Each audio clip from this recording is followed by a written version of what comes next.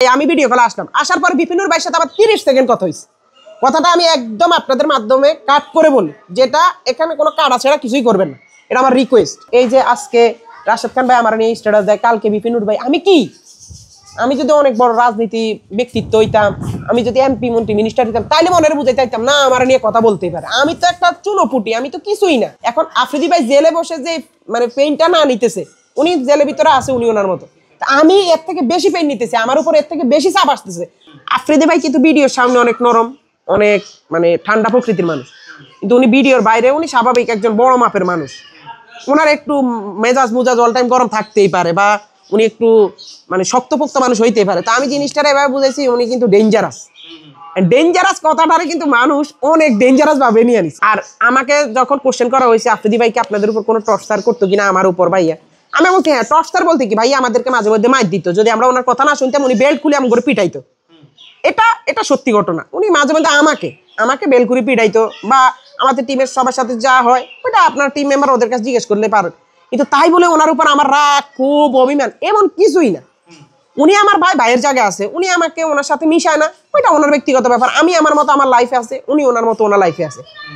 তারপর উনি বাংলাদেশে আসার পরে একদিন আমার অফিসে ডাকছে, অফিসে ডাকার পরে আমার উপর ওনার একটু কষ্ট আছিল, আমার উপর ওনার কিছু কষ্ট, ওই কষ্ট থেকে বিভিন্ন ইয়া থেকে উনি আমাকে একটু মন খারাপ হয়েছে ওনার সাথে ওই দিন একদিন দেখা হয়েছে, একদিন অফিসে দেখা হয়েছে। তারপরে আরেকদিন দেখা হয়েছে ওনার সাথে আমার জানুয়ারি 3 তারিখে, মানে এটা আন্দোলনের পরে একদিন উনি যখন বাংলাদেশে আসছে তখন একদিন দেখা হয়েছে, ওনার অফিসে নিয়ে গেছে কিছু জিজ্ঞাসাবাদের জন্য আমারে, কারণ আমি ওই যে আন্দোলনের সময় কিছু কথাবার্তা বলছি কিছু মানুষকে, ভাইয়ের ব্যাপারে কিছু কথাবার্তা বলছিলাম আর কি।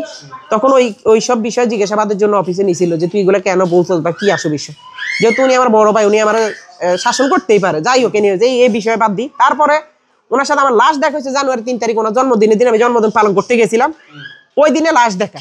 এর ভিতরে আর কোনো কথা না। লাস্ট আমাকে একটা ফোন আসছিল একদিন, উনি ভিডিও কল দিছিল আমাকে। ভিডিও কলের পরে উনি আমাকে বলতেছে তোর সাথে একজনের পরিচয় করা দিব, আসেন টপিক বাই টপিক, তোর সাথে একজনের পরিচয় করাই দিব, তুই ওনার সাথে কথা বল, কথা বললে আশা করি বুঝবি তোর ভাইয়ার বর্তমান অবস্থানটা কি। আমি ওনাকে নিয়ে চিন্তা করতাম, যেহেতু মামলা টামলা খাইছে ওনার কি হবে। RICL TMX, যুগের পর যুগ স্থাপনা থাকে মজবুত।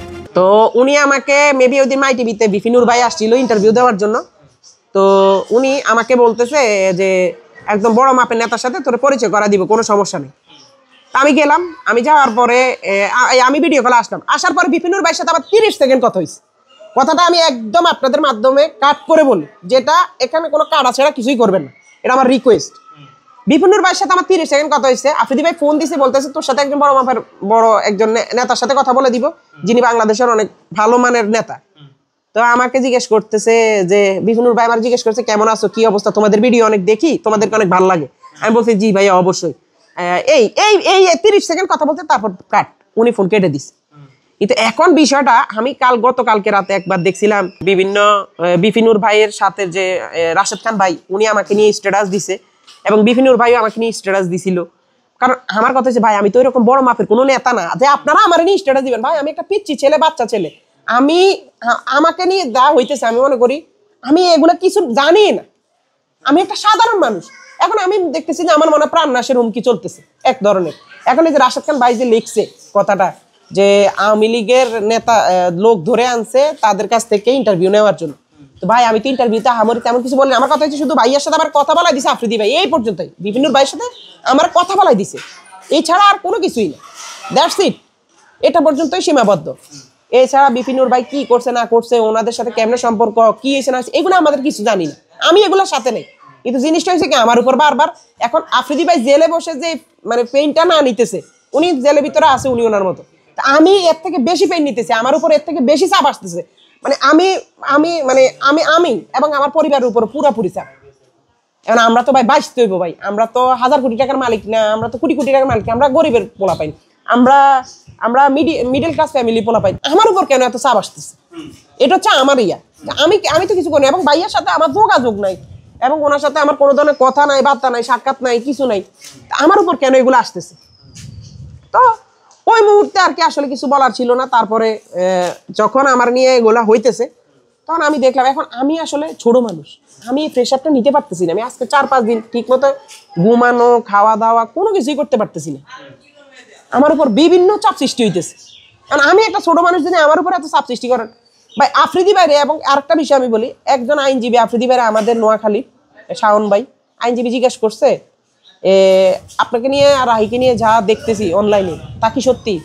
আফ্রিদি ভাই জিজ্ঞেস করছে কি হয়েছে ওর, জিজ্ঞেস করছে আপনাকে নাকি রাহির বাড়ি থেকে ধরাই দিছে নোয়াখালী থেকে, বলে যে না এটা তো আফ্রিদি ভাই স্বীকারোক্তি। তো আমার কথা হয়েছে তাহলে আমারে কেন মিথ্যা বা আনোয়াট আপনারা আমারে ঝুলাইতেছে সবকিছুর মধ্যে, এবং মানুষ যে নিউজগুলা করতেছে, মানুষ যে নিউজগুলা, যে মিথ্যা নিউজ যে আপনারা ছড়াইতেছেন যে কি জানি হাড্ডি কখনো মাংস হয় না, নোয়াখালী কখনো দোস্ত হয় না, আমার কারণে আমার এলাকাটার নামটা নষ্ট হইতেছে না, এরকম মিথ্যা ভাবে বন্ধ হতে পারে না। এটা মিথ্যা বানোয়াট কথা।